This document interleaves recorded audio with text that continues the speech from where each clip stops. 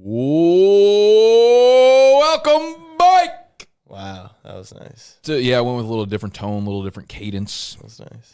You look like you need to pick me up. So No, I'm good. Okay. I You're was happier. the one that was tweeting. You're happier today, I Yeah, feel like, of than you were course. last time. We fucking won.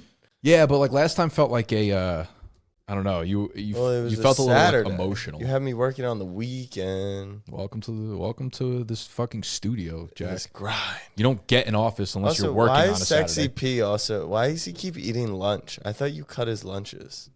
When's he eating lunch? Like last time I was in here. Oh, was he eating ate lunch last Yeah, Saturday? Sorry. 2 weeks I ago. let him go. I let him eat lunch once a week. Okay. Better not be today. You think he's going to eat? No, of course he's not. Grind. That's all I got for today. Your episode. I'm out. I'm tapped out. I'm out. That was my. I kind of just like doing Q&As. Okay. I almost feel like that might be us. Okay.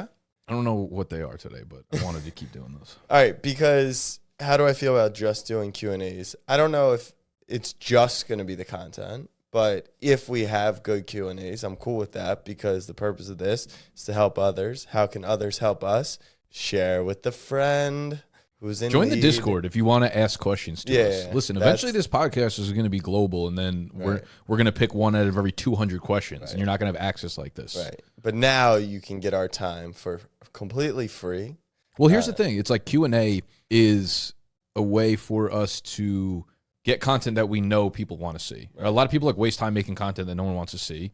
And two, it's like people deciding on the content for us. Yeah. So it's a little bit less work for us, but could be tuned in as lazy. Yeah, that's not the angle. I was going to say, if our goal is to help creators, what better way to help creators than answer their questions directly? They've got questions and we've got answers. I want to start off with a YouTube focused one because I do feel like in today's we're hitting on YouTube creator environment, YouTube is just such a big part of that, right? Like even if you're growing on TikTok, I feel like every TikToker is like, how do I get more people on YouTube? Yeah. And everyone who started on YouTube has like a nice, grasp of running a business through it. So Steve Bradshaw asked, when starting out your YouTube channel, how did you grow? Was it just from consistently posting videos, or did you use other social medias to promote it as well? So, I mean, we have a lot of experience because I started on YouTube, obviously in the fantasy space when it was not saturated. YouTube had obviously been around for a long time, but there weren't a lot of creators doing it. Now you're going heavy into YouTube with your own personal brand, your brand, and then we're doing YouTube obviously with big content. So we have a few different ways to. You start because you did the grow from. You really grew from 0 to. Are you guys at 100 yet? Soon. We'll get it this summer, but it's just this is not like a big growth period for us. Right. It'll happen like out of nowhere. It'll be like not growing, and then just we'll get there in like a week. Starting at your YouTube channel, how did you grow? Is it from consistently posting or okay? So like I said, it was not saturated when I was doing fantasy videos. There are basically I think two ways to grow on social. And both of them lead back to going to places that are not saturated. It could be platform-based or it could be topic-based, right? You can either find a popular platform that's just completely unsaturated, which is what TikTok had been kind of for the last 2 years. But you're seeing I think we're seeing in front of our eyes a very drastic shift in how easy it is to get views on TikTok. I think it's become a lot more difficult over the last 6 months, 8 months since we started this podcast. Or you can go to a platform that's already saturated, but the topic itself is not saturated on there. And that's where I found myself with fantasy football on YouTube. YouTube had been around for, 10 years probably at that point. But I think when I started, there might have been like 3 or 4 channels in making fantasy football content. Like the Fantasy Footballers, I think were one of them. And that in itself is such an advantage point. It's just first mover's advantage. And you always want to be thinking of first mover's advantage. Which is why I say like whatever content you're doing, like you're a marketer first, you're a media company first, you're trying to find where you can grow first and then make sure your content about the subject is really informative. I got lucky doing that. Like I wasn't looking at it from like, oh my God, there's no one doing it here. Can't wait to get in there and see my subscribers grow and shit. I just felt most comfortable doing video. That happened to be the platform where people were putting videos out. So I did it. And yes, consistency of course is going to be the thing that helps you grow. If I were to start doing fantasy football content today, as much as I hate the TikTok platform personally using it, that would be where I spent most of my time doing YouTube shorts, doing TikTok. Like I would do a lot of vertical platform stuff. You just can't really do long form fantasy content right now on YouTube as your main thing and expect to grow. If you're going to do long form, I would almost say you have to focus on making sure that the long form content you're doing can be utilized on short form platforms. You know, like we right now are doing YouTube videos and then we're taking clips from the YouTube videos and putting them on to other platforms. And I think that could work. But I actually think if you're really, really starting out, like you're so far behind the ball on YouTube that you almost need to focus you almost need to do the long form segments with the intention of being like, this is perfectly set up for short form videos. And I don't do that when I'm making YouTube videos. So example of that would be, here's my 5 sleeper picks for the 2023 fantasy drafts, and then the chapters. This is how you think of it. It's one long story with chapters. One chapter that could become a short is this: my sleeper quarterback. The next one is my sleeper running back. The next one's my sleeper wide receiver. It's a mix of verbiage, storytelling. The way that you're setting it up has to be laid out so that it could do well in short form. But again, it goes back to like TikTok is the leverage point is that that's where you can grow, right? And then is it saturated on there with fantasy? Honestly, I would say not really. Yeah, I think you can grow really, really quickly on there. Eventually, there will be another platform that comes out, and most people are like, I don't really want to get on there because it's new and it's weird or whatever, but that's where people are going to grow. It's just an evolvement. But have you seen a transfer of your TikTok following over to YouTube? Not necessarily, but I'm saying you can't be fixated on being like, I need to grow a platform on YouTube. Like, why do you care about where your platform is? My question. Because YouTube offers the most depth and quality and community and engagement. Yeah, but if you're going to get emotional about the actual platform that you're on, I think you're focusing on the wrong things. You can build a community through these other platforms if you're making high quality content. You could. I just don't think there's a lot of room to just grow from 0 to 10K, 50K, 100K on YouTube. Unless you can do it, you could absolutely do it, but it's going to take you so long. It's going to take you so much longer. Isn't that what we kind of preach, though? It's going to take you an unnecessarily long time to do it. Why do you think that? Because it's saturated. You're so far behind the ball that like when I started 8 years ago, my thumbnails didn't have to be up to par because there was no par. Well, I think there's a new bar, but correct. If you're better than the rest. But if you're starting out, like it's going to take you 3 years to get to what the bar was 5 years ago. Why? Like, you're saying because you don't think you'll perfect thumbnails by then? Now, in order to stand out, your thumbnails have to be really good. Your hooks have to be really good. Your content has to be incredible, right? I think that's what we should be encouraging, not go do a shitty version of it on TikTok. I'm not saying do a shitty version of it on TikTok. So why wouldn't you just do high quality on YouTube over TikTok? Because you can't grow on YouTube right now in the fantasy space. I don't think that's true. I think it's harder than it was 8 years ago. But what if someone builds a following on TikTok and the event? Do you agree that the eventual goal is to be on YouTube? I think it's easy to romanticize that. I think it's easy to be like, I want to be a big YouTube creator because a lot of people have had success on YouTube building businesses. I don't know how realistic it is for people to start right now in a saturated space and expect to grow an audience and expect to grow a business via YouTube without help from other platforms. Okay, so the help from other platforms, I think, is maybe the part where I would agree with you, where how do you get into the algorithm right away? Like if you don't have Twitter following where you can tweet out the link and get 100 views in that first 3 minutes, which then puts you into the algo, maybe I hear you, but I disagree. I completely disagree. Okay. I take the stance of... You don't know anything about the fantasy space. But that's the thing. YouTube is going... That's the thing. It's not the fantasy space. I'm in agreement that it would be harder to grow on YouTube. But if you make that content starting today and then over a 5-year span, because if you build up your TikTok audience over the next 24 months and then you start YouTube, because then you can drive people from that platform, you're 2 years behind. Yeah, you have audience in one place, but we've seen how hard it is to convert on YouTube's extremely saturated, but it was extremely saturated 5 years ago too. Not in my space. And I guess, listen. It was, though. Everyone would have said it was. No, it was. I'm telling you, when I was there, it wasn't. There was 3 people making fucking But what do you think it's going to be like in 10 years? There's videos of me fucking 3 years ago being like, this is a golden time to do it because there's nobody on the fucking platform and all these big brands and companies are going to come in, and then PFF came in and all these motherfuckers came in and then grew. But what do you think is going to be in 5 years? A new platform where people can grow.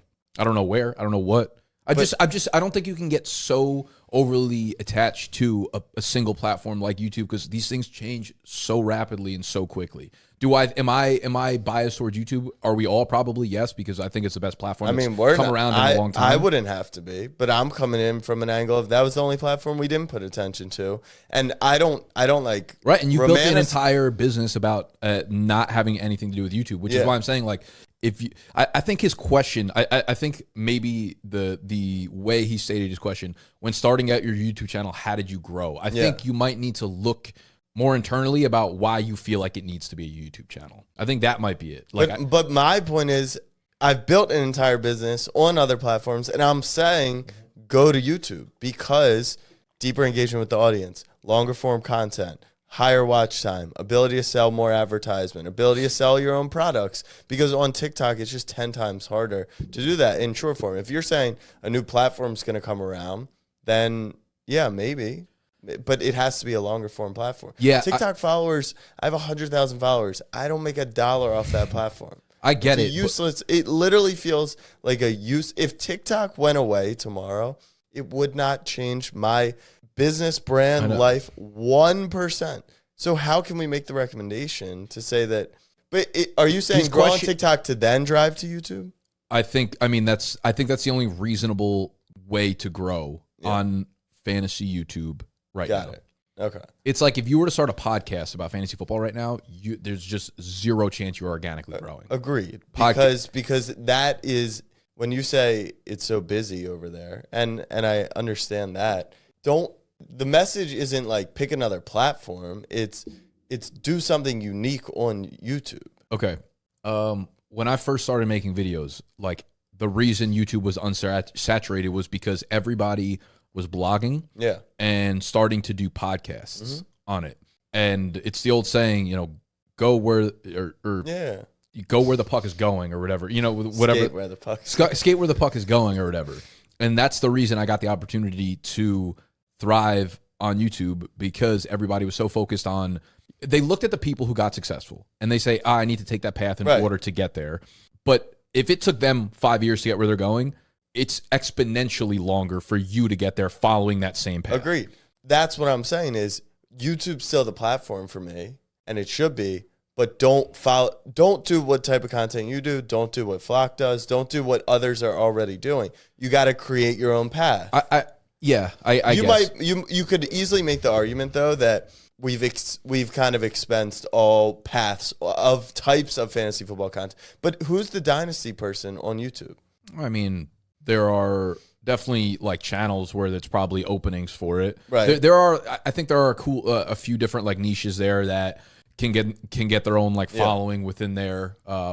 Which I think is like kind of what you're saying, or kind of what I was saying, where it's like you go to the platform that's unsaturated or a topic in a saturated platform that's up. If you go do general fantasy content on YouTube, I agree with you. You're shit out of luck. No chance. Unless you are the funniest, most entertaining, or have the best, right? There's like a YouTube channel that's starting to get kind of popular now. Maybe they've been popular for a while, but within the dynasty space, it's called like Dynasty Trades in 5, where they do like 5-minute videos that are they take like trades or whatever, they analyze them in 5 minutes, and they've gained a lot of popularity, and some of the people on the show are pretty well known in the dynasty space, which I think is a cool twist on it. Yeah. But I think that type of content, 5 minutes, can play just as well on these other platforms and probably gain you a little bit more steam. I guess my point is just like, don't romanticize us being popular on YouTube with the way that you feel like you need to be successful or popular. Like, I know TikTok is where to go to grow right now, but my thing is not necessarily like, oh, TikTok is where you should go because it has depth or whatever. It's just keeping an eye on the platforms that do allow you to grow. Unsaturated, you always need to just go where it's unsaturated, I guess is the point where is what I'm trying to get at. I mean, I'll give my history. We started on Snap, fully on Snap, and that is why I went to Snapchat, which is why it's funny to see us kind of arguing over this. Instagram was saturated. Now it's 100 times more saturated. Twitter was saturated. I actually feel like Twitter hasn't necessarily grown to the degree that like Instagram creators came on the platform. I never really thought to go to YouTube because I was aggregating content. I wanted the quick kind of reactionary stuff, and YouTube didn't match that. our YouTube growth, so we went from 0 to like, I want to say 8K on just like random stuff. Like I would do giveaways, I would post reactions, and it was awful content.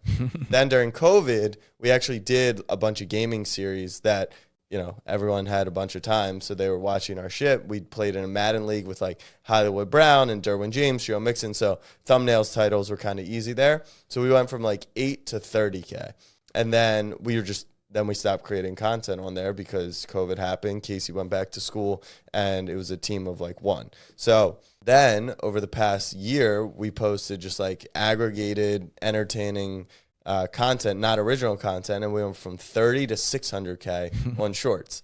As I've said, those subs don't mean shit. Like they literally mean nothing. But that's a reflection of your content, not the platform. No offense, but putting out content like that is going to spur growth of people who are not looking to connect with 100%. You as a person. And as we're like shedding subscribers right now, which is perfect because right now when our video goes live, it hits the wrong people, you know, and then the watch time's down, click-through rate's down, and it just fucks with the algorithm. So I don't mind the shedding.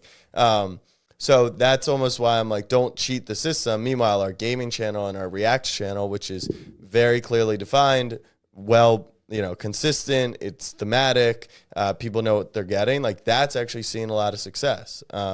So we do, now to take it back to the question, we do have the ability to drive from other platforms, promote our content elsewhere, and then link towards it. And that I know for a fact does help. But not anywhere near as much as most people probably think. Exactly. So like think about this concept. We post the link and maybe like a 10-second, 20-second snippet to our Snap. It'll get 100,000 views. That'll probably lead to like 100 clicks, 200 clicks. I was going to say on Twitter, if I post a link to a random video with like the thumbnail on there, you could see the analytics. You just click on it and see link clicks. 17 link clicks. If I post something where I bring on like a big name guest or something like that, like when I brought Andy Holloway, the fantasy footballers, on for a video last week or whatever, might get up to like 150 clicks. Yeah.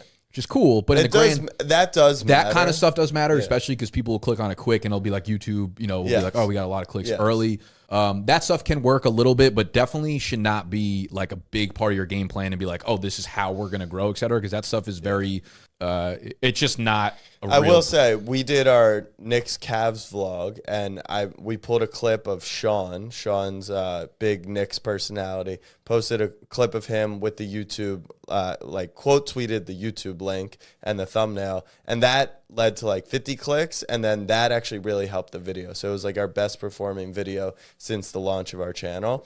But if you have other people in your content, or like, and you're just like, hey, will you tweet out the link? Don't think that that's going to like take it from 0 to 1. It's like when you have guests on podcasts. Like if you got me onto one of your fantasy football videos and then you tweeted the link out being like, Nick came on to talk about running backs, and I retweeted, it's going to get you 2 clicks maybe. Exactly. 2 fucking clicks. Yeah. So we'll wrap this up and say, did you use other social media to promote? I'll say I use no social media to promote my YouTube. I'm telling, if you go to an unsaturated place, whether it's the platform or the topic within the platform, and you put out really good content, you will organically grow. The algorithm will take care of you. I will follow it up with no. I could have summarized that entire 20-minute talk with what I just said right there. But let me give you something that is meaningful. Play to the platform that you're on. So instead of like being like, hey, I'm going to tweet a link to my TikTok, you know, so more people watch my 5 sleeper video.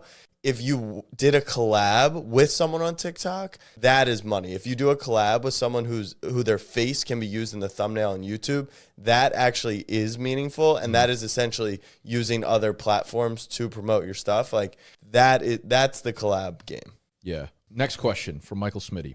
I kind of like this because he said, "Are you artistic? Do you art?" Because I think my sister's super artistic. Yeah.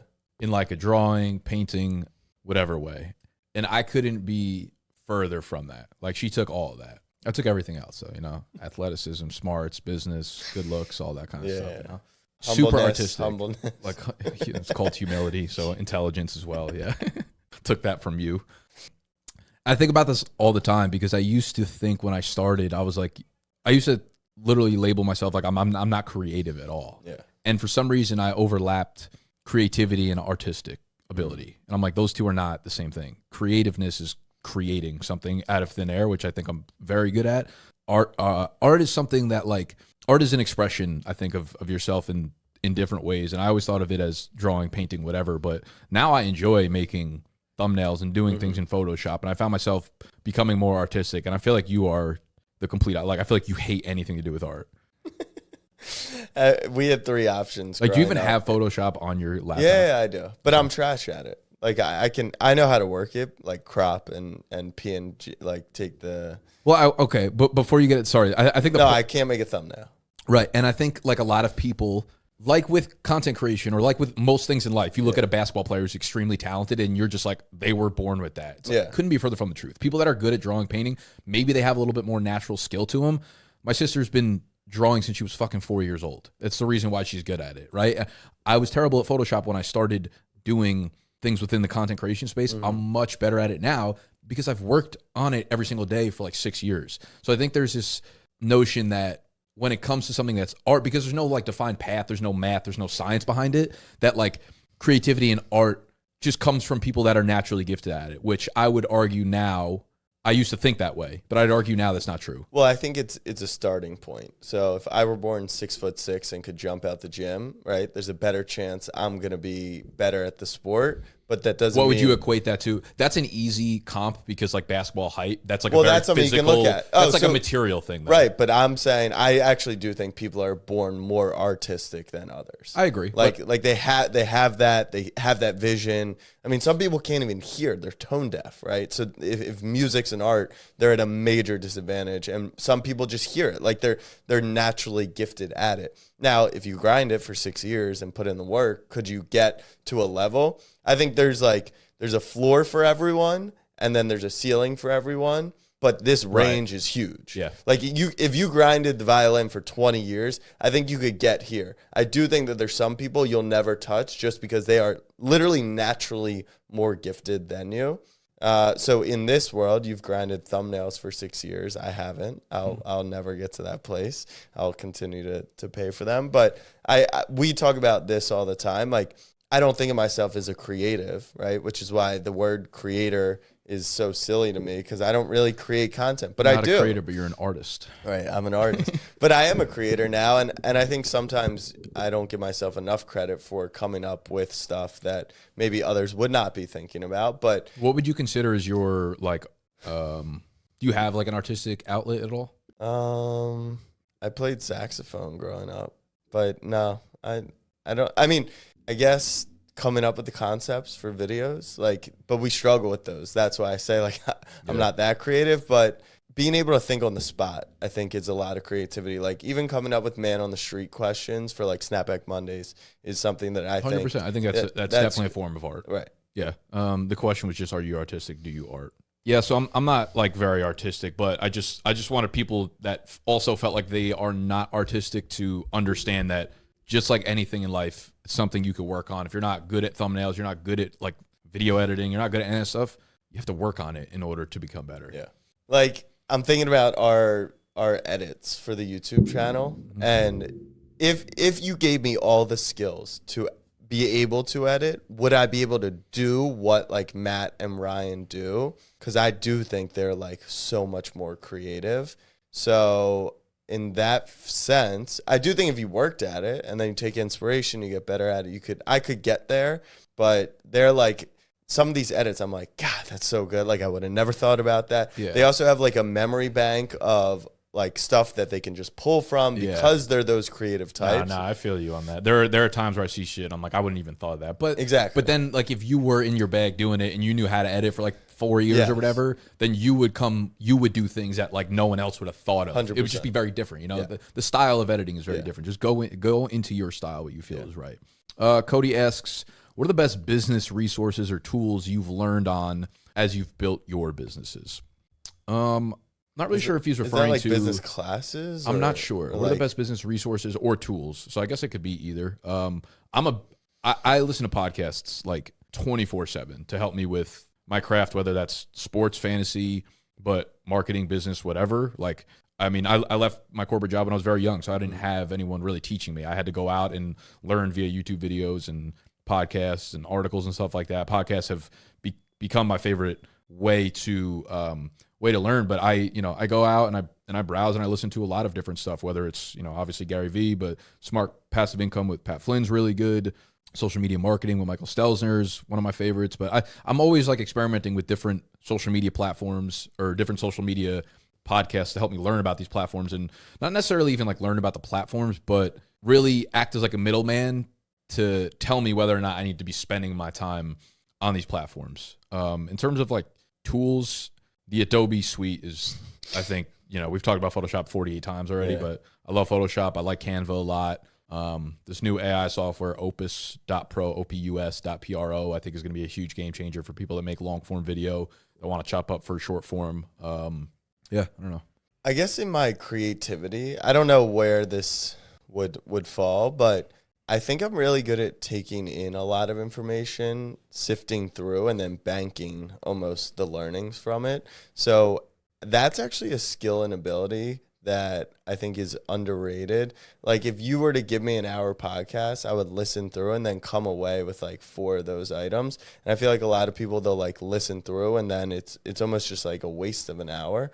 So the age we live in is insane. Like you got the top CEOs, execs, athletes, artists, any field, they're talking about how they get there, how they got there, what they do in their day-to-day. Like the transparency into their lives is next level. Everything is in content. So yeah, you can just use that stuff to learn, and it's all for free for the most part. I would say it's better that you only, like I'm the same way. If I've listened to, it's Wednesday right now, I've probably listened to 15 podcasts this week already. Starting on Monday. Yeah, I don't take in that much. And I might only take away 2 key points from all 15 combined right now. And I'm fine with that. Yeah. Like I like them as background. They're soothing to me. They're like a way for me to, they're almost like meditation for me, honestly. But I know going into an hour-long podcast, there might only be 1 or 2 things that really resonate with me. And I think a lot of people that read, I don't know, nonfiction books feel the same way. Like when I read, I might take away 1 thing that actually sticks with me, and I'm okay with that. And I think you have to be okay with that going into it, and you have to realize like whatever the best way for you to learn is the best way for you to learn, and don't like try to fit yourself into someone. Don't go into an hour-long podcast being like, I got to remember all this shit. Yeah. People sometimes will like, it's like the pressure of reading a book too. Yeah, like it shouldn't be pressure filled. It should be something that resonates with you should be something that naturally resonates with you. And that's where you take inspiration from. That's where you take creativity from. Something that like really sparks in your mind is not going to be something that sparks with somebody else, And that's the difference between the outlet. That's the difference between the stuff that you produce and the stuff that other people produce. Things just spark in your brain that don't spark in other people's brain and vice versa. I'm trying to think of other tools. Anchor, obviously free podcasting software, which is part of, or it's Spotify for podcasters now is actually what it's called. Remove background. Remove.bg. There's a tool in Photoshop with like 1 click that basically does the same thing now, so I don't do that. But that is good, I guess, if you're ChatGPT can write you YouTube titles now, like genuinely. What else I use? The YouTube, this previous week's big content was right from ChatGPT. Yeah, it's great. Yeah, I don't think there's definitely other ones, but we'll get back into that eventually. Smitty, what is your take on giant margs? That's for you. That's for you, I assume. That's, what do you mean? It's for all of us. Giant margs are for everybody. Are they? I love them. Yeah. So, yeah, it's like, okay. How'd you become a marg guy? That's a great question. I don't know. I don't remember my my marg origin story. Because it's tattooed on your body. So it's part of your life, right? Yeah. I'd have to, maybe there's somewhere in like a vlog or a video where it started. I wonder if I went back like 5 years and found like a spot in a video where it all. How much of you drinking margs is content versus living your life naturally? Like 98% natural. Yeah. Yeah. But like there is a 2%. There's a 2% in the sense that like I'll go to a place where I haven't had a marg from it yet, but there's another drink on the menu that I'm like, I'd rather have that, but I need to try and score. Yeah. That's happened a couple times, but it's not, I don't go out of my way to be like, oh, it's a Wednesday night, I need to drink a marg for the score. Like I would never do that. Okay. Unless.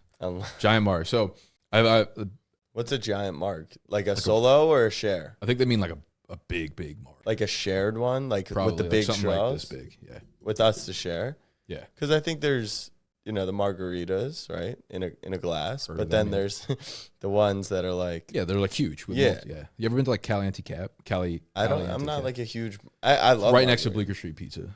I want to go there for Cinco de Mayo. Actually, anyways, when is Cinco de Mayo? May 5th. 2 days from now. Is that May 5th every year?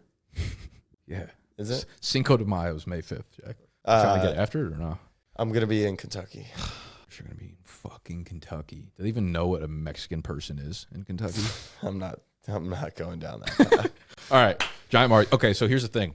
If I'm rating a Marg, I know without a doubt there's like a cutoff line between how big a Marg is and I know what the score is probably going to end up being. Because if it's like in a cocktail glass, usually way better. As soon as the cups start to get to like this size, the ratio's all off and they're just making drinks and they don't know what they're doing pouring anymore. But once it gets to giant Marg status, it's just like novelty at that point. I've only ever drank a Marg when I'm in like a Marg that big when I'm in like a party environment, you know, when you're with like 8 people and everyone's like ready to get fucked up. So I think I have an association of giant Margs with like really fun outings. Oh, events. Really? I thought you were going to say that they would get worse scores because I don't really kind of just pour it in a vat and stir it. Well, that's the thing. Like once it gets to the giant Marg, I don't care about scores anymore. Right. I'm more just like this is a fucking vibe. Marg. Have you done Mexico before? Like, have you done a Marg trip before? Like trying to find the best margarita. Have you been to Mexico? The last 5 years of my life has been that. No, but like you said, you're not actively doing it. I've been to Mexico. I don't score any outside of New York City just because I feel like that would kind of ruin it. Like even when Are you keeping a tally?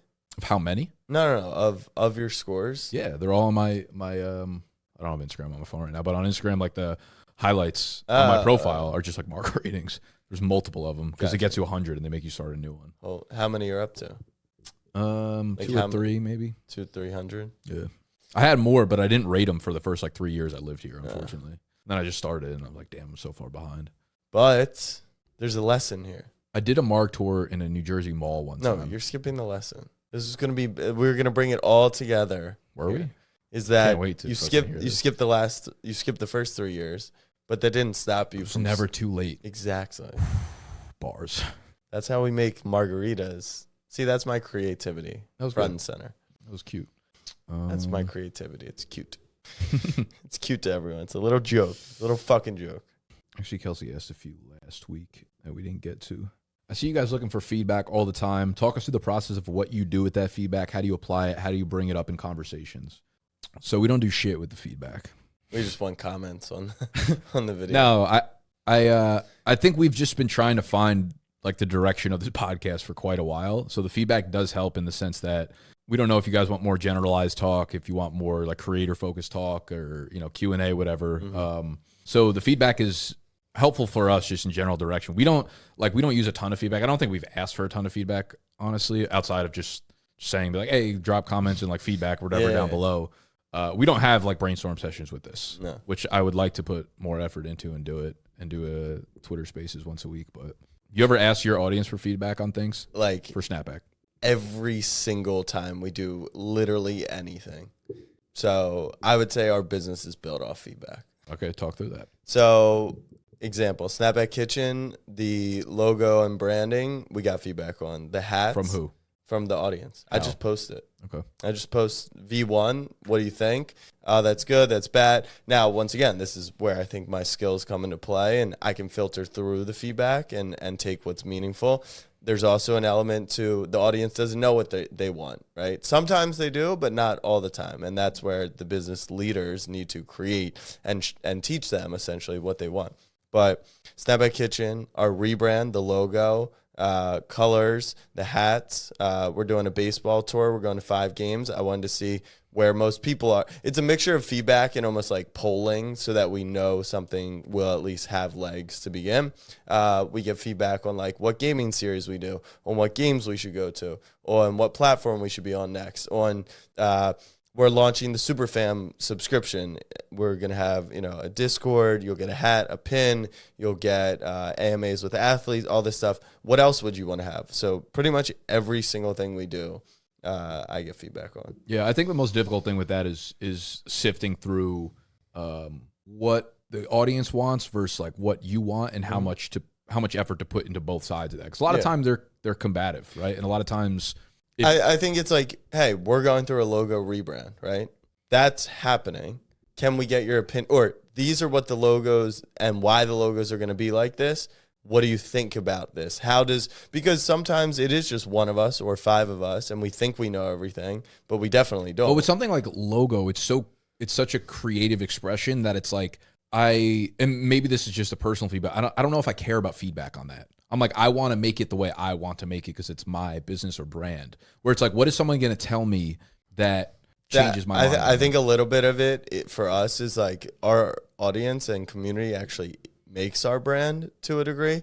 And so like we said, we're going forward with the hat because this is the vision, but we went through 6 variations of the hats, and you know, some people hate this logo, I'm sure, but feedback was constructive and helpful. And at the end of the day, we do make the final decision. I was going to say, if you loved the logo, like you made a logo and you were like, I fucking love this. Oh, yeah. But like everybody hated it, audience wise. I don't. For me, I'm ripping that logo, no doubt about it. I wouldn't, because then it's something that if I felt like they didn't understand why or they didn't get why, then maybe not. But if they were just like, that's ugly as shit, I would listen to them and be like, that's okay. I'm wrong. I don't see it that way, but I'm wrong. The difference. Yeah.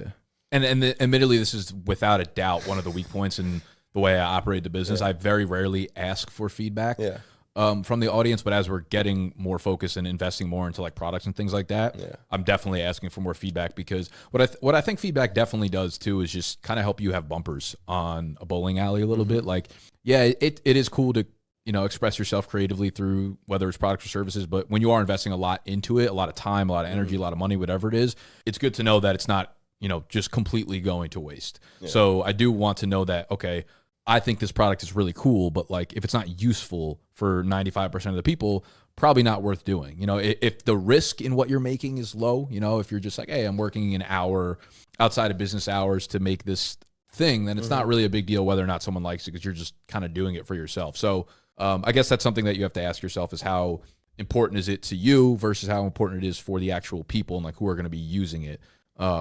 So yeah, that's something I definitely need to be a little bit better with. Feedback's good, and if you actually take their feedback and then do their feedback, then you kind of gain a fan for life or for that segment, or you know, they're gonna feel like they're part of the process, which they deserve to have that reward. What? What is that picture? What does it look like? No, what does it actually look like to you? It looks like what's the thing on the ground though? Is that a dog? I don't know. I mean, I see what they're trying. No, you don't see what they're trying to do, I don't think. So it's no. Like, yeah, but what is it? It's a finger. That's someone's a finger? arm? I think it's someone's arm. Okay, so hold on. Oh wow. So in yesterday's YouTube video, or I was doing an underdog draft, and I don't know why, like my mind spiraled out like really quickly. Within like 45 seconds, I said something about how if you don't have fingers to like download the Underdog app, I'll Venmo you. Like if you're typing this with a nub for an arm, I'll Venmo you $50. And then someone in the Discord just sent me that picture. You owe him $50. 100%. I might send him $250. Yeah, that's amazing. I don't. Can I ask him if it's real, or is that so disrespectful? I'm doing it. I already did it. I asked you for permission after I already did it. Right. You asked for feedback, and then you didn't take the feedback that I would have given you. What were you going to give me? I would have said, no, just send the $50. That would have been my feedback. But you can take that as you wish. I'll edit the message. No. Now you can't. I don't think it's a problem. I think he clearly he just is gave doing me a it. thumbs up emoji under the "is that real?" That's kind of ironic. Damn, I want to fucking. Okay, we need to end this. Wow, that was. Clearly, he's got a good sense of humor, or he's fiending for $50. I'm gonna go with the former though. That was wild. It's kind of epic. I'm gonna send you like a 30-second clip of me ranting about like people with no fingers. Yeah. Okay, we have more. I think Kelsey had one more that wasn't. Worst question I've ever seen. Last one, I promise. When you see other people making the same products as you, do you think of it as competition, or do you use that to inspire you to offer something unique? We didn't answer this one. I think you have to look at it as competition. If they're making the same product, if you sell a hat and I sell a hat, it's got to be competition. Now, the competition, as we discussed all last episode, can inspire you to make a better hat, make a different hat, innovate on what your hat looks like, but it's got to be competition if it's the same product. Yeah, I think a lot of it comes back from like where you started, the intent of it too. If you're making, I don't think there's ever a spot where you should make something where you don't feel like you're just giving value to people. You know, like you should, the products and services should come out of the origin story for every product or service should be like you have an overwhelming feeling of like, this is something really cool that I could offer my audience. So with merch, how do you think about that? I honestly, we don't put a lot of thought into merch whatsoever. Like it's not a big part of what we do. But like, what would you say? Because I agree with you. If you're creating products, the best way any product's going to grow is through word of mouth, and the only reason they will grow through word of mouth is because you think you're gaining immense value. So not okay. I have kind of some good real life example, I guess, for this. So there's this streetwear brand called Los Angeles Apparel that I love their shirts for, and I was like, man, I want to start making our merch on this apparel because I think it's really high quality. I think it's fucking amazing. So for me, looking at merch, that was like the origin story for it. That was like, damn, I feel like I could provide something that our audience would love if they got their hands on. So I ordered a bunch of blanks from them. We got like this heat printing press that my friend brought in. We have like, we bought ink, we bought all this stuff. And I don't even remember what happened. And it's all like sitting in the room next door. So we didn't start doing it. But that's an example of like for the first time I really thought about merch, and the thought about making it came from a very like, I don't care what other brands are doing when it comes to merch. I'm like, I fucking love this, and I know that other people, if they got their hands on it with our stuff on it, would also love it. Yeah. So that's kind of the way I try. I just think the days of Printful and slapping your logo on there, people have seen through that because there's no value add unless the value add is an exclusive drop. I think that's value. If you know what's pretty cool. I came across. Do you follow? Find his name. Greg. I want to say his last name is maybe Eisenberg. Mm-hmm. Yeah. You know what it is? Yeah. Okay. Where It Happens. A really good marketing podcast. He basically was like, the ultimate test for whether or not you've built a brand is if you do a limited edition merch drop and it sells out. Yeah. And I was like, I've never heard brand said better than right there. That is like, that's it right there. If you could do a limited edition merch drop. It does apply to our friends at Underdog. 30. Yeah. If you do exactly Underdog, like we've done it. The only like limited edition stuff we've ever done are the hats. They sell out regular, like pretty quickly. And that makes me feel good. And that makes me feel like, okay, you have people that are kind of like chomping at the bit to represent you. Yeah. You know? And I think that's such a good thing because I think you look around a lot of brands who have not built a real brand. And if they dropped a t-shirt, a limited edition t-shirt, whether it's 10, I think a lot of brands can't even sell out 10 t-shirts if they try to, you know? And I think that's a telltale sign of whether or not you've built a real community, whether or not people are proud to represent what you're doing in a limited edition, in a limited quantity. Yeah. So I think when you think of merch, I like the limited edition stuff for merch. But it also, you know, it's not something that can just happen out of its own right. Like if you want to do high quality stuff, like you guys put in work for the hats, you know, many iterations, working with manufacturers, working with producers. Yeah. The coolest thing we're going to do, I want to show you this is actually our pins that are coming out. So we released the one that you gave me one. So we were getting actual pins made for every single, not every single one, but for a bunch of events we're going to do. Let me see if I can find this. So we worked with a design agency, Heartland, who's fantastic. And so we're doing a race in NASCAR, or a NASCAR race in Chicago, and then we're going to 5 baseball games in 5 days. So like these are just some examples of like what they'll look like. So we pay, you know, money for the design. We'll get the pins printed. There's elements of the cities involved. Like we're actually putting work behind it because iteration 1 of all this stuff was just going to be, you know, put our logo on a hat. But no, you actually got to create it. Yeah, those are sexy. I think that was all the Q&A we had, actually. So we'll keep it nice. We'll keep it light. All right. So you know how you always say, unbelievable, how well, you ruined it. I was going to say, like, I always react to your welcome bike. Like, you got much deeper in the chair throughout the episode. Yeah. I mean, it's a comfortable chair. Yeah. I feel like I always get pretty deep throughout the episodes. We'll have to check the analytics on that.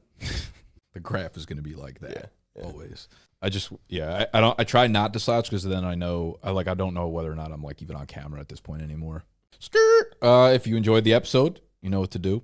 Hit the button that looks like this. Subscribe to the channel if you're new. Fucked up. You can't do the thumbs up after everything we went through at the end of this episode. What do you mean? Stop. Join the Discord where you can ask us your questions. I'm excited to see what Tommy includes and doesn't include in this episode. He's got to include everything. Okay.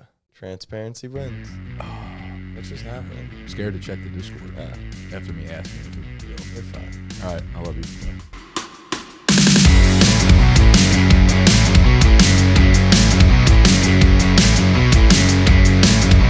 We put it together together so we can have it on our site and have people play with us.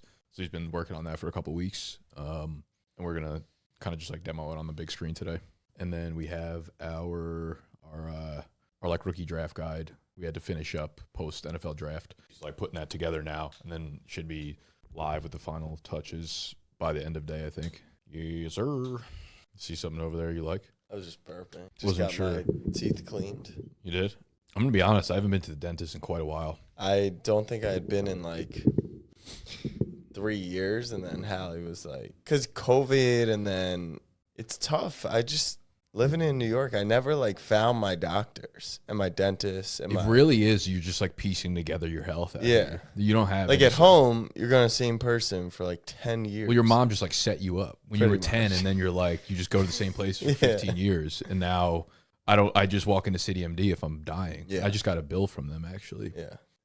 Waste of fucking time. I keep getting bills too, and I'm like, I can't tell if they're scamming. Like, I can't tell if they're real or not. No, because I'm learning about this. Like, you can fight the bills and like insurance. And so I just put 4 bills next to my bedside. So I got to call my mom and be like, yo, do I pay these? Because this one dermatology place has hit me with like 14 reminders over the past year. And I'm like, I probably owe that one. Yeah. But now it's like $900. And I'm like, for what? Like, that's what I'm saying, because I'm telling you, there are like fake scammers out there that just like send you bills that if you look at like some of the fine print stuff, they're like, this isn't even from a real place. Oh, you're talking like scams. I'm talking like, I don't even think I owe because I got insurance. Does insurance do shit? I mean, depends. Like if your insurance does shit, then it does shit. But we got the gold. They don't cover. I got like I just moved off the catastrophic plan. That's why mine doesn't. Like it only covers you in a catastrophic event. Correct. Like the only way I'm dipping into my insurance is if I'm dead. If I don't need it, basically, because I'm dead. Sick life out here. Like I wouldn't even know how to go about starting to go to a dentist. Yeah. I'm gonna walk in there and gonna be like, you can't. This isn't. You don't have insurance. You can't come here. No, you find out about in network, out of network. I know that. Fucking mess. Like you're way behind me. I didn't know if I was gonna be able to get to my office today. Why? I just figured Knicks fans burn down 7th Ave, 6th Ave, 8th Ave. You'd be able to get there. But 7th Ave, shut down permanently for the championship parade. Did you stay and hang out after the game last night? I didn't. Like in the streets? No? I didn't. I had to get home to the kids. I need to. Long day. Just was pretty tired. The game took a lot out of me. I mean, they needed us. They needed us to carry them till the 4th, and then I'll tell you what. Yeah, they didn't play with a lot of intensity in the first half. That was gross. No, it was a nervous energy. It was a must win. It's the Ewing theory. It's their best players out, so everyone else is going to play well. Puts a lot of pressure on the Knicks. Like, well, there's two role players on Miami that were like fucking dynamite last night. I don't remember. Martin's great and Vincent. Yeah, they're really good players. They just got guys that'll keep coming at you. But thankfully, the Knicks' talent actually won out last night. It's kind of crazy how good the Heat are. I mean, they're not great, but like without Butler, Hero, Oladipo's on Miami. They're kind of nice. Ball. How did you know Oladipo was on Miami? You don't watch basketball, dude. I've watched like every second of every playoff game. Oh wow! You didn't watch Lakers Warriors last night? No, I didn't stay up, so I'll rewatch it. You think I'm not going back to grind tape? I think you are. Yeah, I'm so serious about ball when it matters. I'm not watching every regular season game. No, I would watch the Knicks more, but I can't. They're like they don't on YouTube TV. I can't. Oh, you don't pay for cable. Yeah, I pay for cable. I think I should at this point. Why? Are you about to hit us with a welcome bike right there? No, I was actually breathing to get ready for yours. Let's see what we got here. Need a deep breath.